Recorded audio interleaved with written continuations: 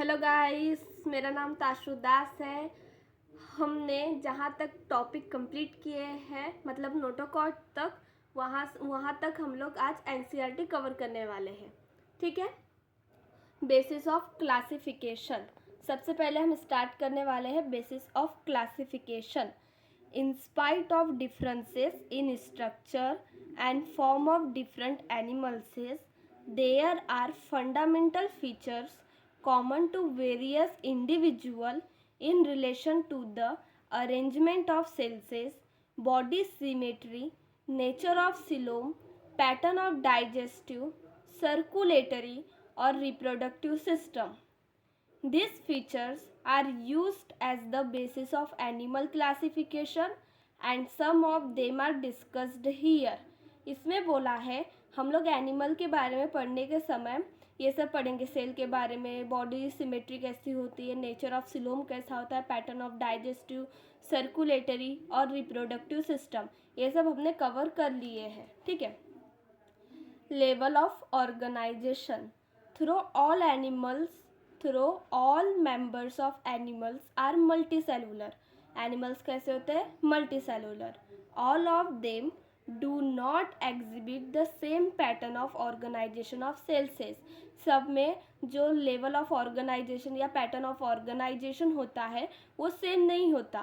For example, in spongy the cells are arranged as loose cell aggregate, that is they exhibit cellular level of organization। जैसे कि हमने पढ़े थे, Porifera में cellular level of organisation पाया जाता है, उसमें सेल्स लूजली अरेंज होते हैं। Some division of labour activities occur among the cells. In coelenterate the arrangement of cells is more complex. Coelenterate में जो सेल जो होते हैं वो बहुत कॉम्प्लेक्स तरीके से अरेंज होते हैं और वो क्या बनाते हैं? टिश्यू बनाते हैं। In coelenterate the arrangement of cells is more complex, hence the cells performing the same function are arrange into tissue, hence are called tissue level of organisation.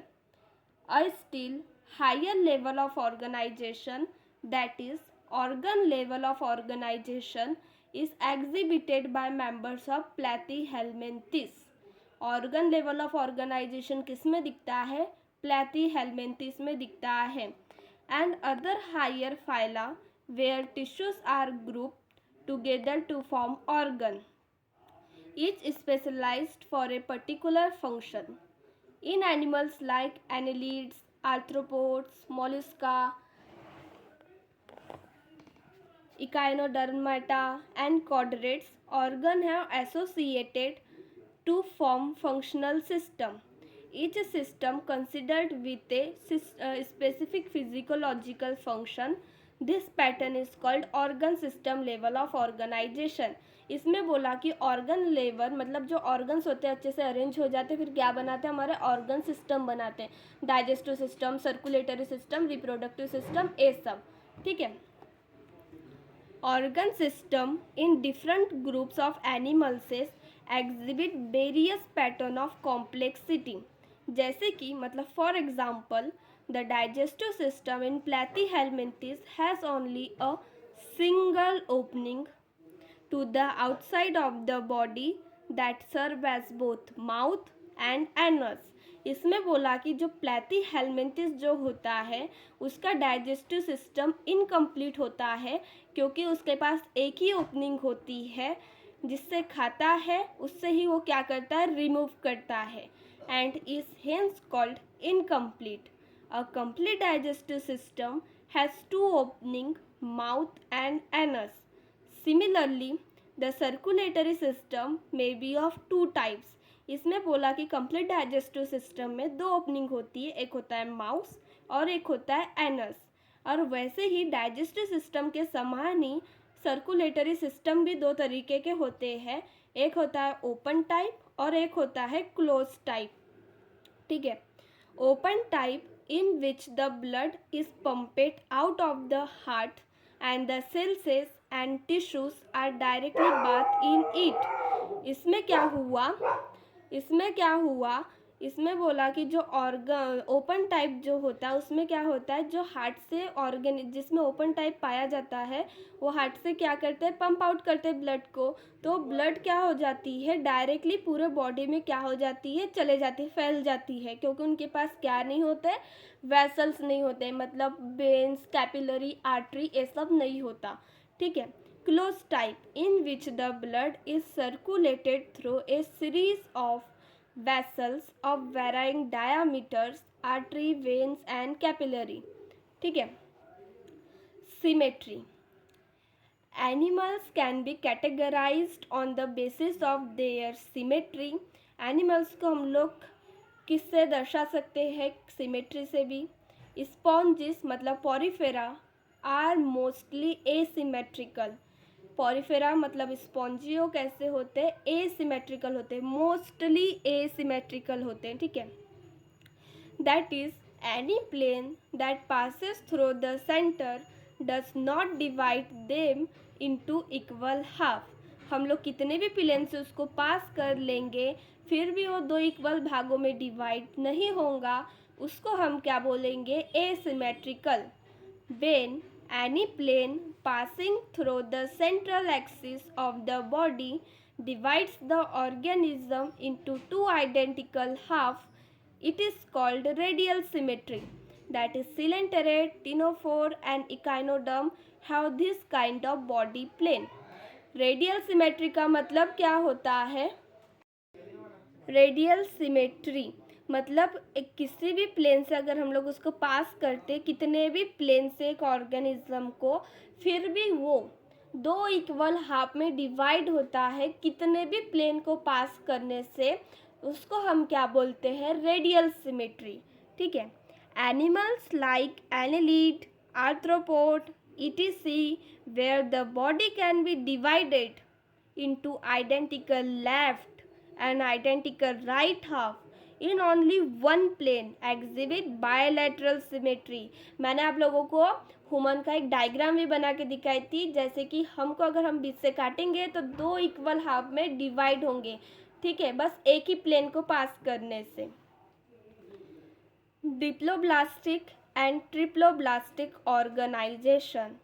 Animals in which the cells are arranged in two embryonic layer, an external ectoderm and internal endoderm, are called diploblastic animals, that is coelenterate। An undifferentiated layer mesogyla is present in between the ectoderm and the endoderm. देखो ये एक diagram है, इसको हम क्या बोल रहे हैं, एक्टोडर्म बोल रहे हैं। ये हमारा एंडोडर्म वाला लेयर हो गया, और ये जो रेड कलर का दिख रहा है ये क्या है, मीजोगिला है। मीजोगिला क्या होता है, जेली लाइक होता है। ठीक है, मैंने आपको बताई थी जब मैं आपको डिटेल में पढ़ा रही थी। ठीक है।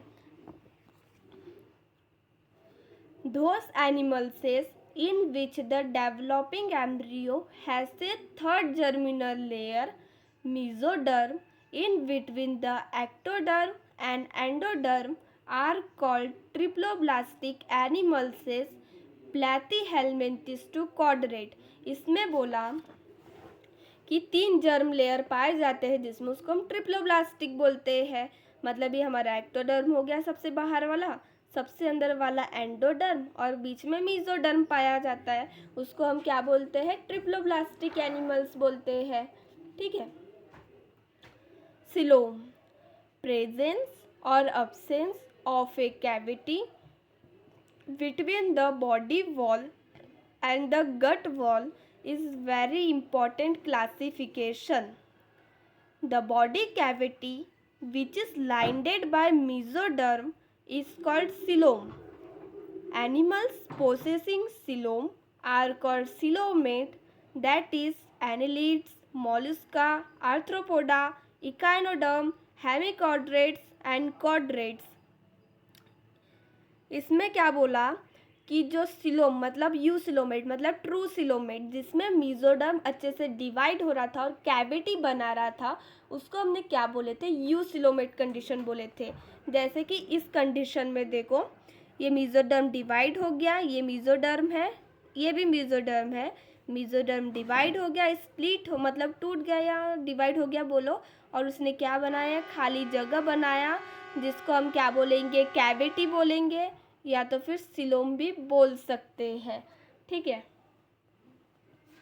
अब देखो, in some animals the body cavity is not lined by mesoderm. Instead, the mesoderm is present at scattered pouches in between the ectoderm and endoderm. Such a body cavity is called pseudocoelom, and the animal possessing them are called pseudocoelomate. That is example SK helminthes. Pseudocoelom का मतलब क्या होता है, false coelom. हमने बोले थे कि जो एस्केहेल मेंथिस का मेसोडर्म जो था वो डिवाइड हुआ था, पर वो डिवाइड हुआ तो सही, पर वो अच्छे से डिवाइड नहीं हुआ। मेसोडर्म फिर किस में कन्वर्ट हो गया था, पाउचेस में कन्वर्ट हो गया था, इसलिए हम उसको क्या बोलते हैं, सीडोसिलोम बोलते हैं।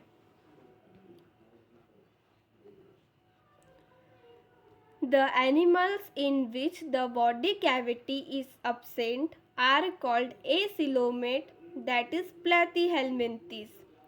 मतलब जो मेसोडर्म जो है वो absent होता है किसमें, इसलिए इसको हम क्या बोलते हैं, एसिलोमेट बोलते हैं। जैसे कि एग्जाम्पल हमारा प्लेथीहेल्मिन्थिस आ जाता है। पॉरीफेरा, सिलेंटेरेटा और टिनोफोरा में मेसोडर्म absent था, पर प्लेथीहेल्मिन्थिस में मेसोडर्म प्रेजेंट था। फिर भी हमने उसको एसिलोमेट कंडीशन में इसलिए डाले थे क्योंकि प्लेथीहेल्मिन्थिस का जो मेसोडर्म जो है वो स्प्लिट नहीं होता, वो टूटता नहीं, क्योंकि उसका मेसोडर्म कैसा था, सॉलिड था। ठीक है, बस इसमें इतना ही बोला। Segmentation, in some animals the body is externally and internally divided into segment with a serial repetition of at least some organs. For example, in earthworm, the bodies show this pattern are called metameric segmentation, and the phenomena is known as metamerism. जैसे कि earthworm में हमने देखे थे कि ऐसी body पाई जा रही थी, ये इसकी बॉडी थी, ठीक है, और ऐसे ऐसे करके बहुत सारे भाग पाए जा रहे थे, मतलब सेगमेंट पाए जा रहे थे, जिसको हमने मेटामेरिज्म बोले थे।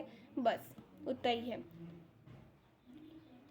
Notochord, notochord is a mesodermary derived rod-like structure formed on the dorsal side during embryonic development in some animals.